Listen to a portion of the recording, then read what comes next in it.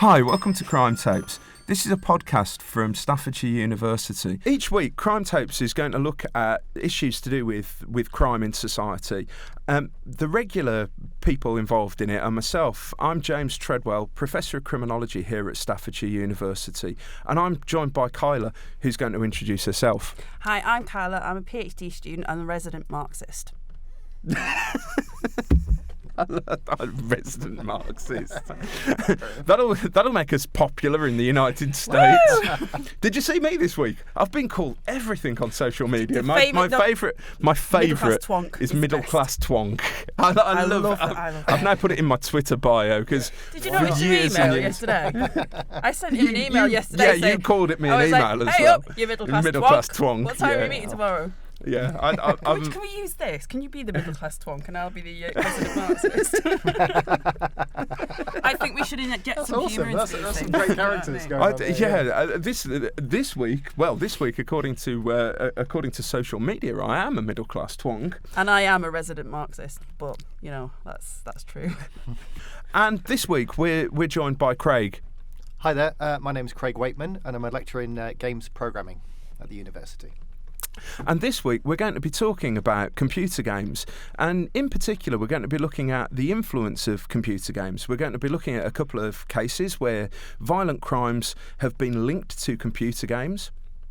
And we're going to be talking about an issue that recurs really in criminology and debates around crime, and particularly crime and media, and that is, to what extent is it possible to link violent media to violent conduct? We've seen that happen time and time again in numerous cases, and the media in some ways changes. In the past, for example, the Columbine school shooting was famously linked to the music performer Marilyn Manson. But as computer games have become ever more mainstream and have elicited more and more attention and influence, it's very often now the case that computer games are linked to violent crime. That's simply one of the links. I mean, we talked about music and we've seen music linked to violent crime as well.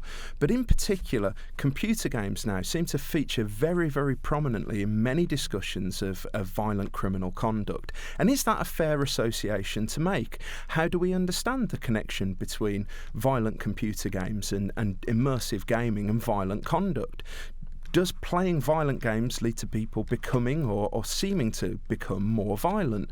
Is there a connection that can be made? Is there a psychological impact? Those are some of the issues that we're going to seek to look at today and seek to explore.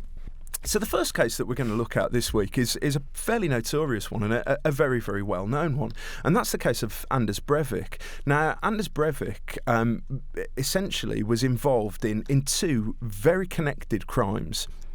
One, the first, a bombing in the capital of Norway, which targeted parliamentarians. He then transported himself dressed in a fake police uniform with a legally obtained machine gun onto Utøya Island, where there was a camp going on for children affiliated with and associated with the mainstream political party in Norway. He took himself to the island and there proceeded to shoot and massacre a large number of children. Now, Breivik's background is interesting, and that case is interesting. It's one that I've written about and I know a little bit about. But one of the connections that has been made to Breivik is the connection that he had to computer games. Now, Breivik's character is a complex one, and we'll talk about that a little bit more. But Craig, could you tell us a little bit about how computer games seemingly were linked to Anders Breivik's massacre of children on Utøya Island? Yeah, sure. The main thing was the game Call of Duty, Modern Warfare 2, and he claimed in court that he used this as a practice. He used it for training. Okay. The other game that is linked to this particular case is the game World of Warcraft. And again, he claims that he deserved a sabbatical, so he took a sabbatical and he spent 16 hours a day for a year playing World of Warcraft. Been there, done that. So this is a game that Kyla knows a little bit about. Kyla, just a little bit. Can you tell us a little bit about World of Warcraft and what goes on in it? Well, where do I start? Yeah, I started playing World of Warcraft back in Vanilla WoW because this is sorry if you're not a gamer, but Vanilla WoW was your very first sort of, the game comes out and it was your first, you get up to level 60, you go into Alterac Valley, you spend 3 days in there trying to kill the Alliance. This sounds terrible, doesn't it? I played a Horde character, the evil ones, so to speak, but it's all down to do with politics, isn't it, at the end of the day? Let's face it, one person's evil is the other person's not so evil. So yeah, I spent a few years of my life submerging myself in this game. I used to raid on a Saturday night with friends from across the world where we'd all sit there and say, right, we're going in and we've wiped and run back to your corpse. And, you know, this was my social life. This was my social life. So essentially this is a sort of fantasy role-playing game. And that's an interesting point in some ways because the two games are quite different genres, aren't they, Craig? Yeah. On one hand, you get this sort of immersive, very ultra-realistic shooter game. And on the other hand, you get this... it's very cartoony. It's very cartoony world, yes. Sort of fantasy role playing, and Breivik was engaged in both seemingly. That's right. Yeah. I mean, I'm not being funny, but if you wanted to, you could wander around Azeroth, which is in the World of Warcraft, just herbing, picking flowers. Yes. You know, at the end of the day, it's so much. I mean, I know people who've been playing that game with me who were in their 60s, little women in their 60s, going around picking herbs.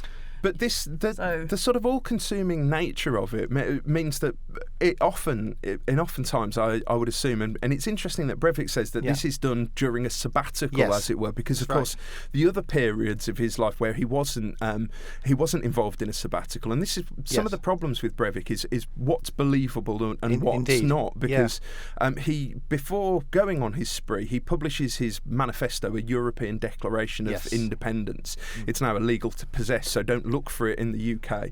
But essentially that has a number of things about him. His autobiography is written in there, but clearly some of it is perhaps in the realm of fantasy and some of it is perhaps more real. Yeah, that's right. In court, he did say that his association with World of Warcraft had nothing to do with the. Yeah, he said it was a hobby. You know, it was a hobby, and he related it. Some people like sailing, some people do other stuff, and but also interestingly as well, whilst the media sort of seems to bring up this connection with Call of Duty. Call of Duty, the game that he was playing, didn't come out until 2009, and he says that he started his plan in 2002, founding a software company to fund his plan. And he came across this game, and yes, he did admit to using it for training. He did admit to use it as a platform for that, but certainly it wouldn't have been something that would have influenced him into this action. Yeah, because the game isn't released when the sort of formative thoughts, and Breivik is very much the sort of extreme far-right activist.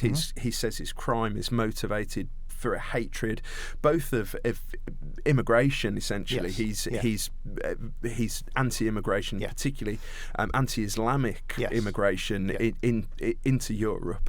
But then, in addition to that, Breivik is essentially also targeting the dominant political parties that he sees as sort of complicit in that. That's right. Hence his attack on the children of Utoya. They were affiliated with that political party.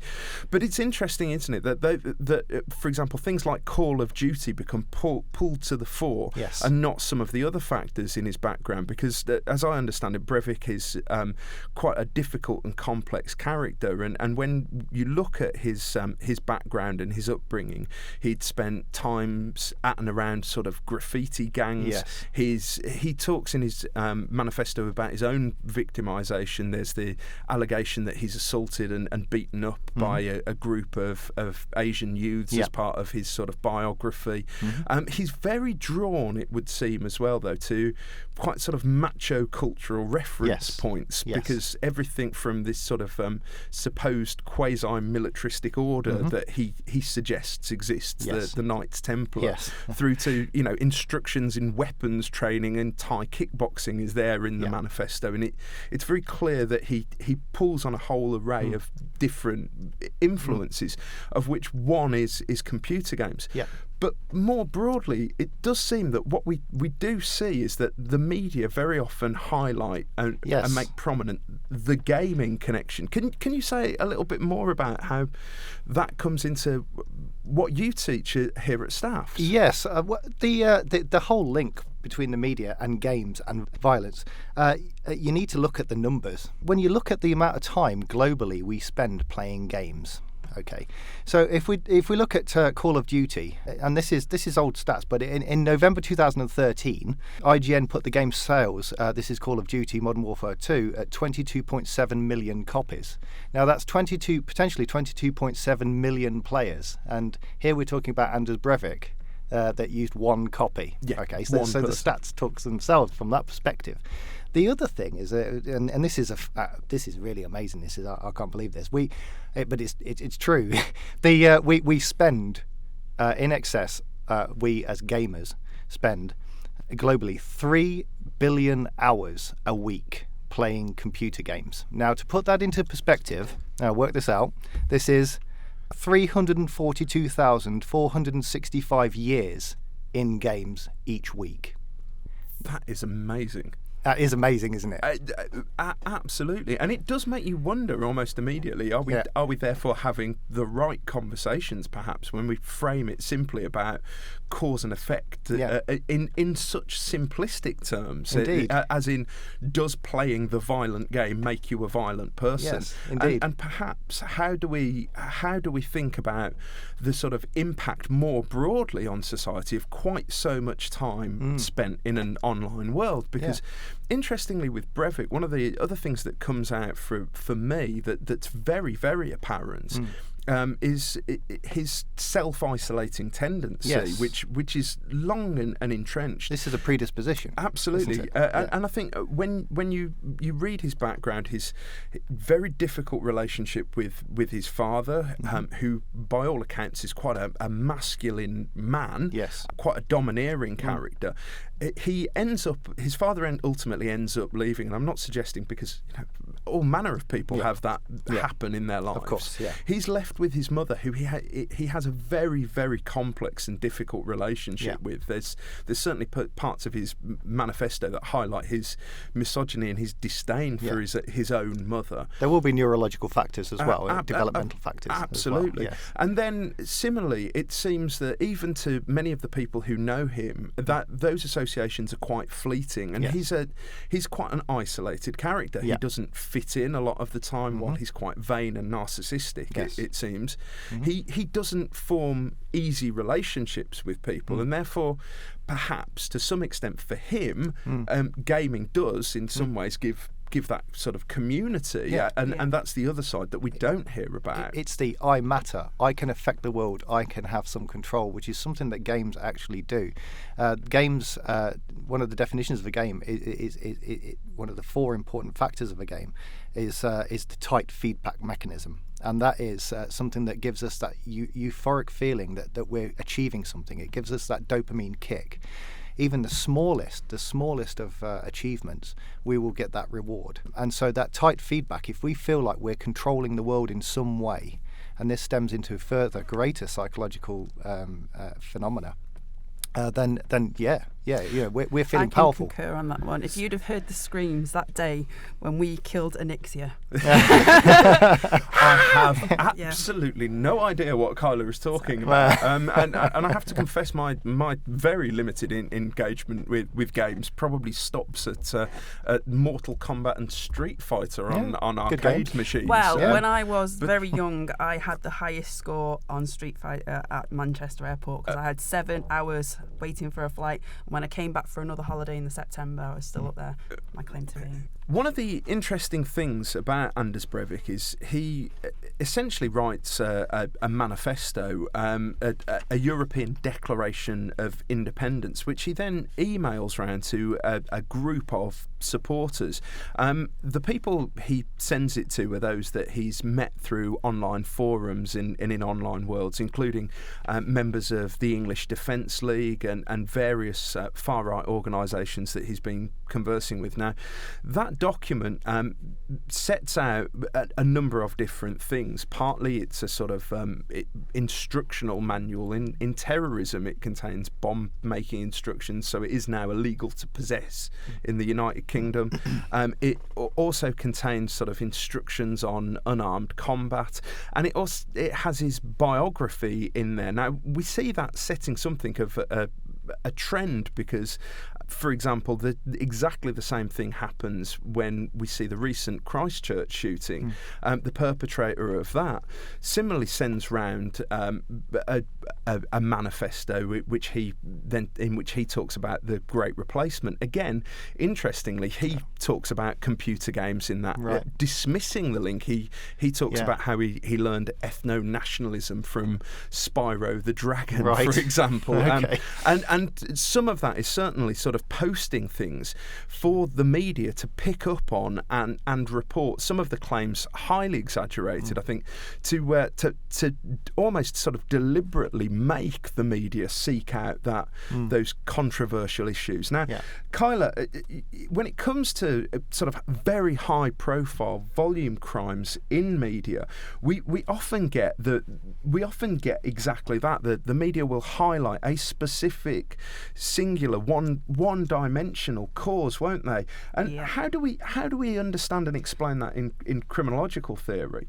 For me, and for a lot of people, when you're looking at why is it a singular thing, why are they not looking at the whole picture? Well, the whole picture doesn't sell newspapers. Resident Marxist comes out again. The whole picture does not sell newspapers. It's going to be that one singularity, the one thing that they can whip up a frenzy, a bit of moral panic, a bit of social panic. At the end of the day, video games are something that has been campaigns about, the more popular they've become. You've had people such as Jack Thompson. He's a campaigner against absolutely everything in the US with regards to rap music, radio shows. He's a moral campaigner, trying to save our kids from video games and the immorality around them. So if you highlight the video games, then you've got a load of parents out there that are going to lap this up. They're going to read the newspapers. They're going to sit watching the news, worrying and wondering whether or not their 15-year-old lad is about to go on a shooting spree because he's got Call of Duty for Christmas.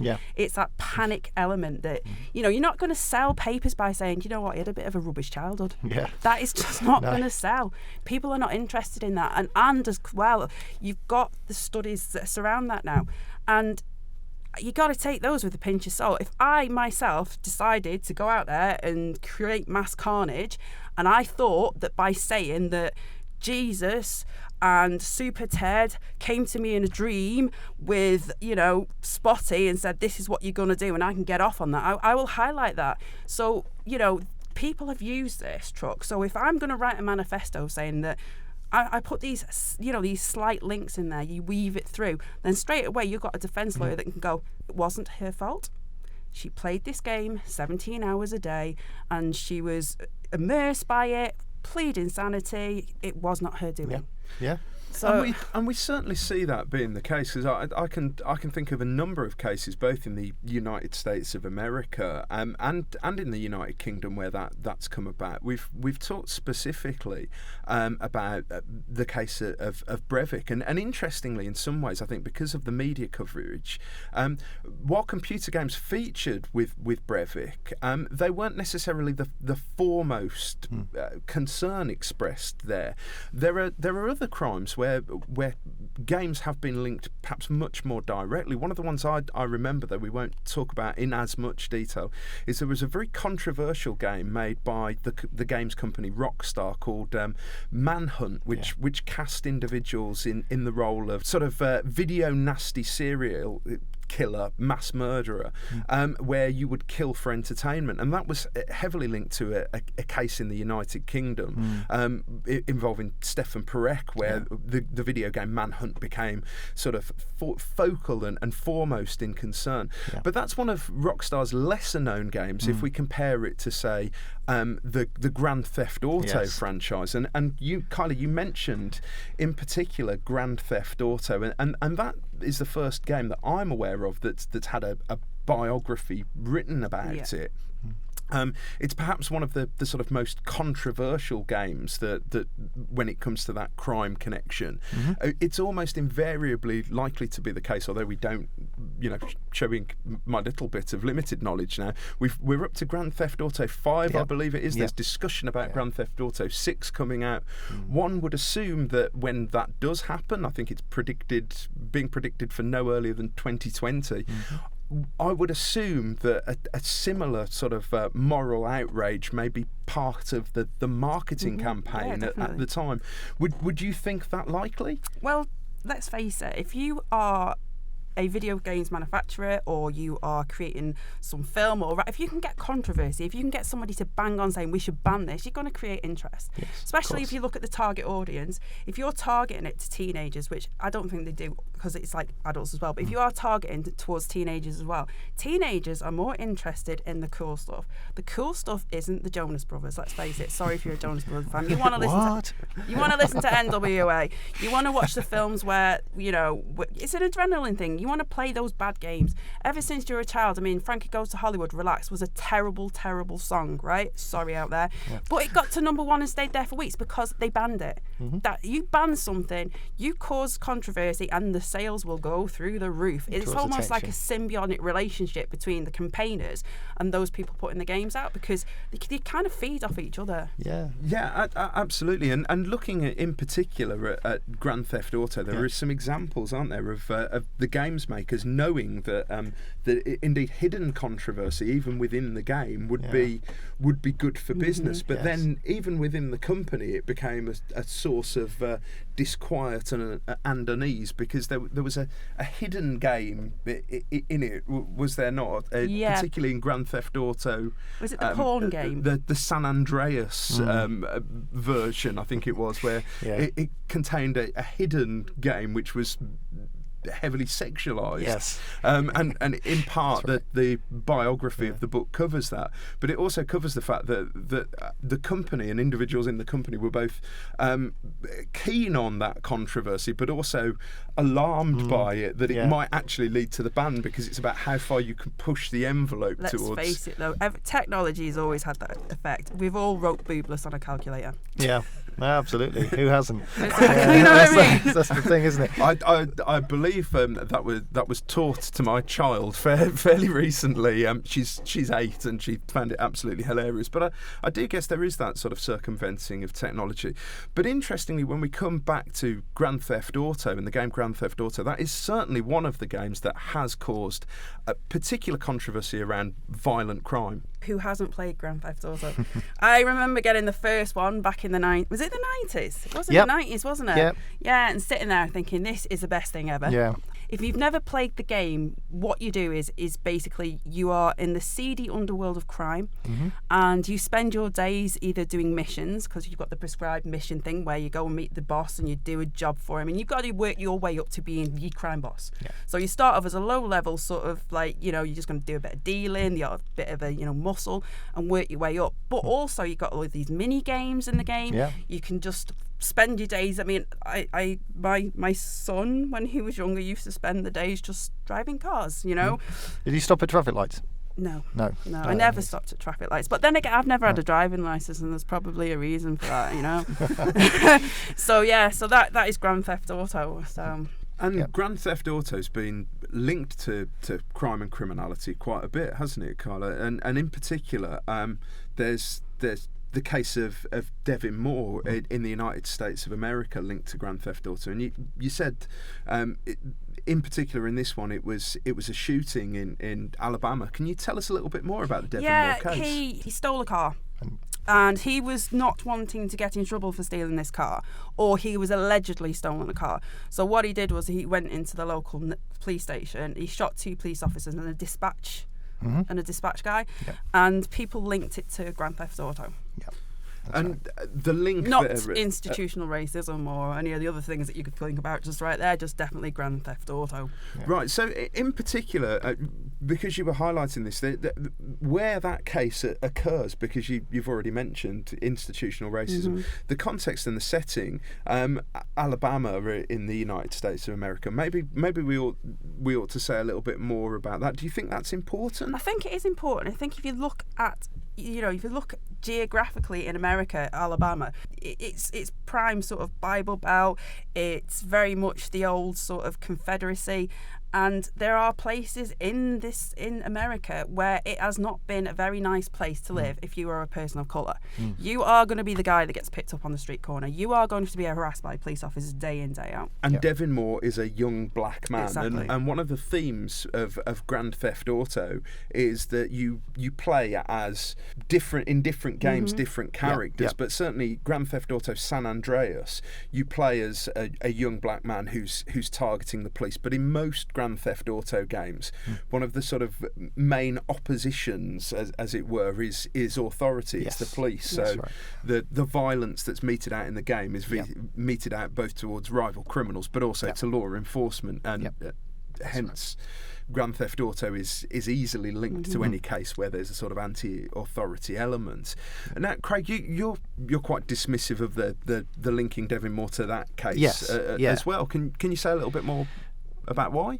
Well, interestingly, this ties in with Anders Breivik, with what we've been talking about in terms of his background, because during the court case, Devin Moore's attorney actually stated that Devin had experienced, he'd been emotionally and physically abused during his childhood. Now, this is something that was mentioned about Anders Breivik as well.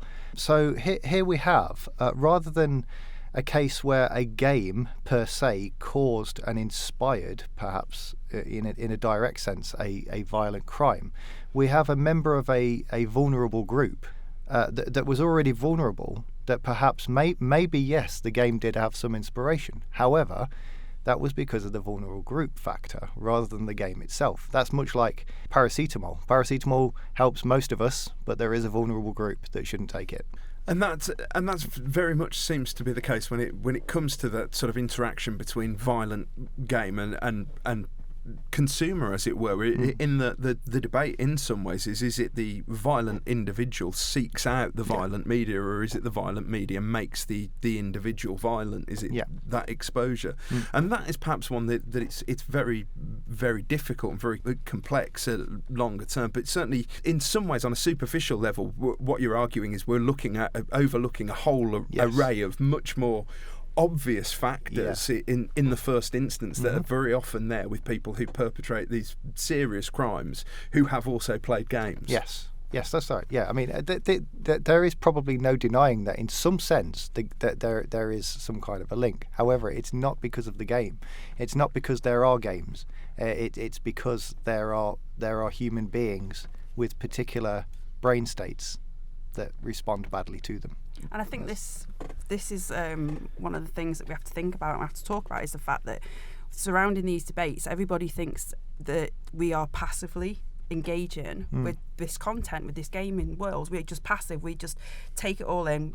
It's not our surroundings, it's not our background, it's not, because at the end of the day, it's how we interpret the game could be completely different to the next person. We're not just passively getting all this information fed to us, which is going to change our minds and opinions.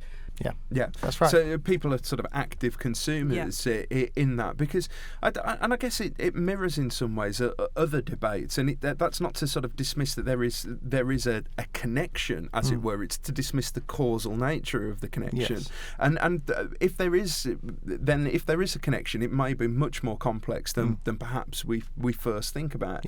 How it impacts upon some individuals' already existing sort of psychology. And again, the going back to the numbers, the mere quantity of gaming time that we are spending in the world, you would expect. I mean, the numbers are these criminals whose actions are blamed on games. They're way below 1%. And so how in that sense can it be seen as a direct causal link?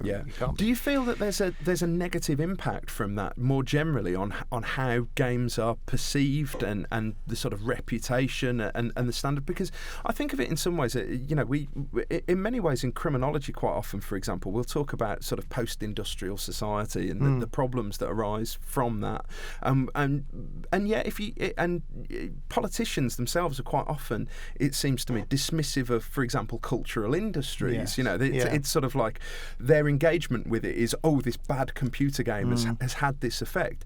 Whereas when you think about the United Kingdom and its contribution, for example, at the moment, it's interesting when we were talking about Rockstar, the company that developed some of these violent games, based and formed in the United Kingdom in the first instance.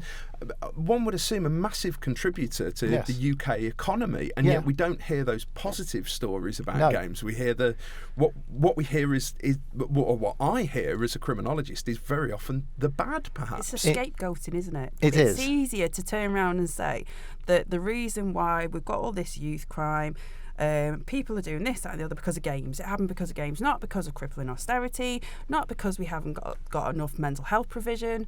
You know, it's just easier to turn the spotlight onto a game rather than to admit that what we're doing in society is fundamentally failing people. Yeah. Is this something that comes up with your students at Staffordshire? It is something that comes up, and really it links into something I'm really interested in, and that is how psychology and games and gaming technology come together.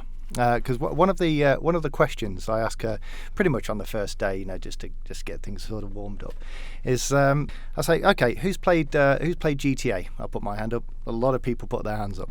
I say, okay, who's stolen a car? And they all put their hands up worryingly, because my next question is, who's stolen a car in GTA? So yeah, they all put their hands up. I said, okay, after you've stolen this car, who has mounted the pavement and chased down a load of pedestrians to run them over? And they all put their hands up, including myself. And my last question is, who enjoyed it? They all put their hands up. Now, the thing that I'm trying to draw out here is the fact that there is an element of the human brain that doesn't really tell the difference between simulation and an actual sort of events. We do know, obviously, most healthy human beings can tell the difference, but the actual actions in terms of their chemical kickbacks, they're very, very similar. It's much like dreams are experienced in much the same way as you would experience a visual phenomenon in life. So the thing is that we are, as a species, it would seem, aggressive. We 96% of our DNA is chimpanzee, effectively, and they're very aggressive, incredibly aggressive. So us as human beings, we have biologically, we have had those genes passed to us that was successful, and in the past, before, this is pre-civilization, these would have been genes that would have allowed us to be a little bit more aggressive, because that's what we need to be in nature. Now, we've come into civilization, hopefully. So we've got civilization, and we have this dual capacity. We still have this 100,000-year-old biological organism that is screaming at us with our DNA saying aggression, aggression, aggression. But we also have this, cerebral cortex that is allowing us to, calm that down a bit. So we're balanced. So we are a balanced people. Carl Jung is famous for the idea of the shadow, and that is that is the idea where that you can't. For instance, he stated that if you pick up an injured bird, you can't have the thought of helping this bird without somewhere in the back of your mind the thought of doing the opposite. Okay, so he also went on to state that if you believe you are a paragon of virtue, and there is no way that you could do anything dark or aggressive or anything like that, then the chances are you may develop later on down the line what he called a complex, because you are not at the very least acknowledging the fact that there are two halves of you. Okay, and so the fact that there are violent games, clearly the fact that they exist is because there is demand, and also it could be regarded as a way of healthily expressing that inherent aggressive nature, and therefore potentially taking it off the streets. So in a way, if you are to restrict people's access, and you take away this legitimate outlet for violence, then the rise is the illegitimate form of violence that gains the same sort of reward. So potentially, yeah. In a way, that it's that sort of the path to hell is paved with good intention. So when people like Tipper Gore say, do not allow people access to the violent records or violent music, or similar characters such as those in the United States that Carlos suggested have said, ban violent video games. What in actual fact you may be doing is restricting a legitimate outlet that takes people away from violence. Well, how many people? I don't know. There's loads of people that say this. They go maybe to a boxing club, or they'll go and punch a boxing bag, and they'll feel much better. They've got that aggressive, that healthy expression of violence. There's martial arts clubs. There's all sorts of things that enable us to express that what seems to be an inherent aggressive nature that most of us are able to control, and we get frustrated and stuff, and we can relax by doing that. And games are another form of doing this. That they are. There's a guy called Bakhtin who talks about the carnival of the grotesque, and what he says is that we are, as human beings, we have got this predisposition to be drawn to the grotesque, to the macabre, because we have been socialised out of our natural environment. We've been socialised to, especially in this day and age, we're all dealing with, you can't say these words, you can't do this, you've got to do that, you have to go to work.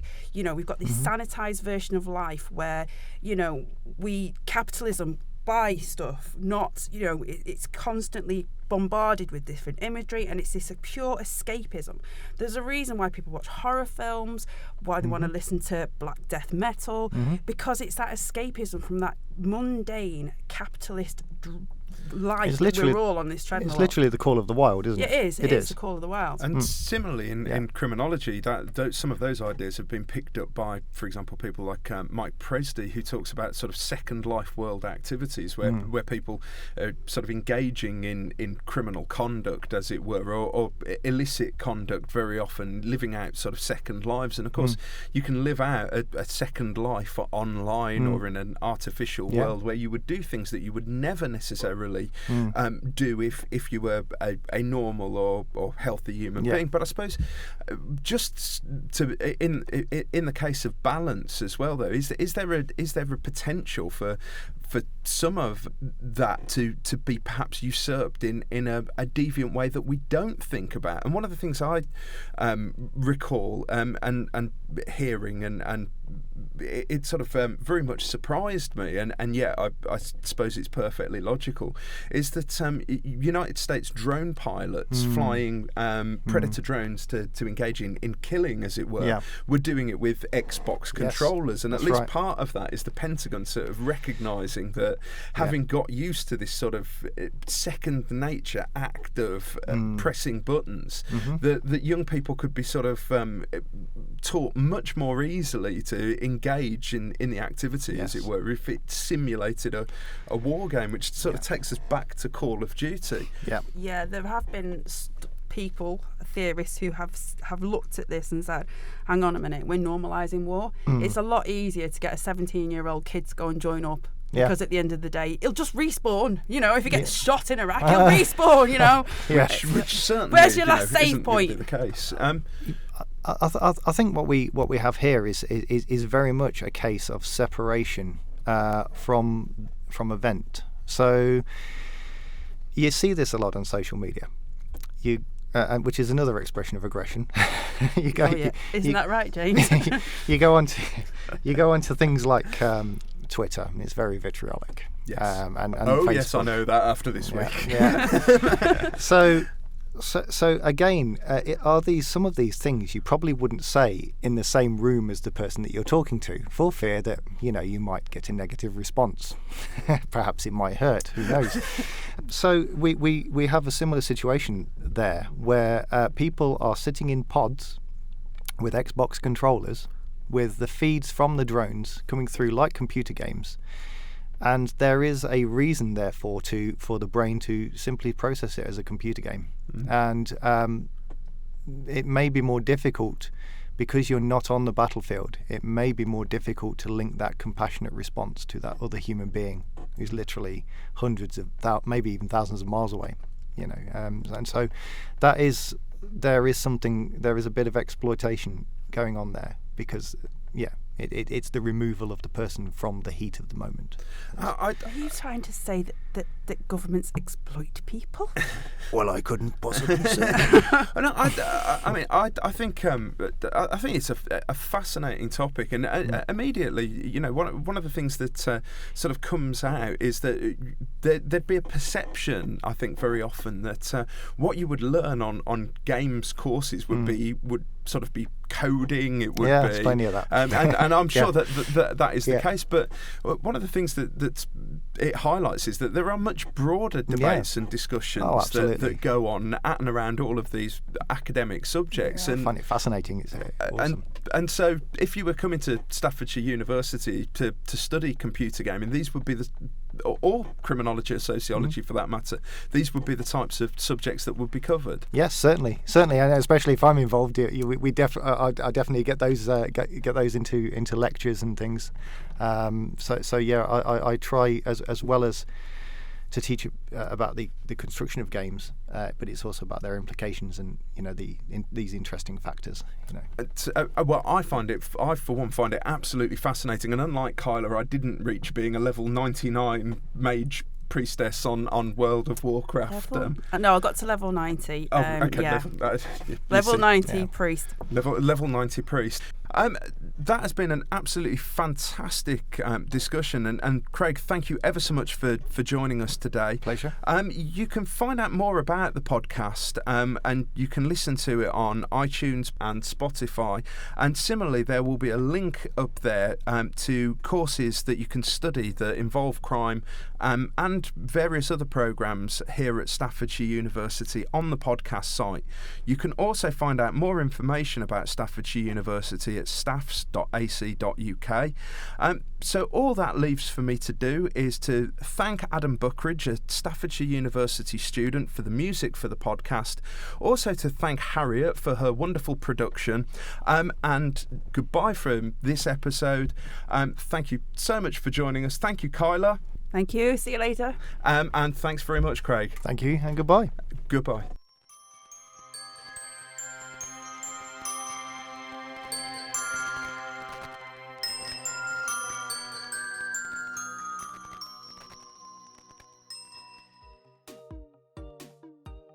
Crime Tapes couldn't happen without the remarkable students and staff in the Staffordshire University School of Law, Policing and Forensics. As a team, we would like to wish all students receiving their A-level results good luck. We know how nerve-wracking it can be. Just remember, whatever your results, you have the potential to make an impact on the world.